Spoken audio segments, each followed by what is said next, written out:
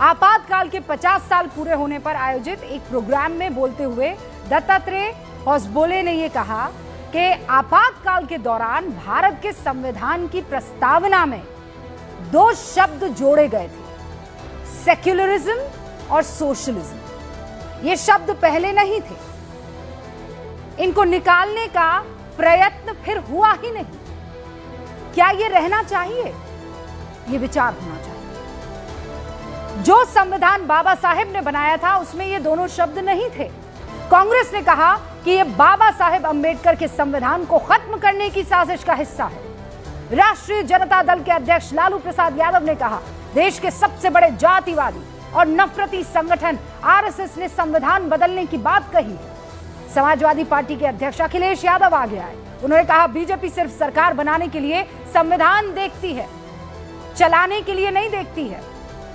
और विपक्ष को लगता है कि दत्तात्रेय होसबोले ने जो बयान दिया है वो संविधान के खिलाफ साबित करके ये जो विपक्ष है वो सरकार को फिर से संविधान विरोधी घोषित कर सकता है। भारतीय संविधान की दो प्रस्तावना, जिसे संविधान की आत्मा कहा जाता है, आपके सामने रख रही हूं।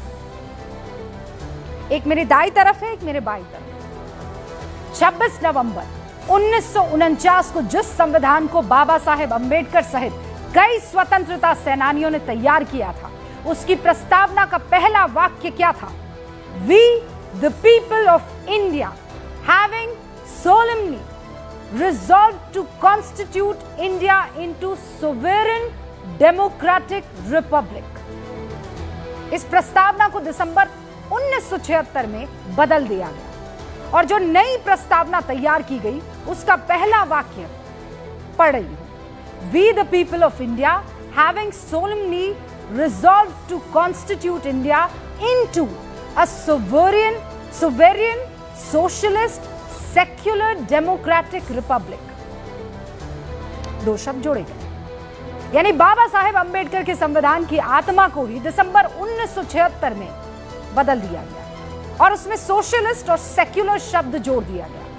और यह बदलाव किसी चुनी हुई सरकार ने नहीं किया, बल्कि आपातकाल के दौरान चुनी हुई सरकार का जो कार्यकाल बढ़ता चला गया था, जो खत्म हो चुका था, तब उसे 1 साल के लिए जो बढ़ा दिया गया था, तब इसमें यह बदलाव किया। संविधान की प्रस्तावना को उसी बढ़े हुए कार्यकाल में बदला गया। दिसंबर 1976 में 42वें संविधान संशोधन के जरिए भारतीय संविधान की प्रस्तावना में धर्मनिरपेक्ष और समाजवाद, ये दोनों शब्द जोड़े गए।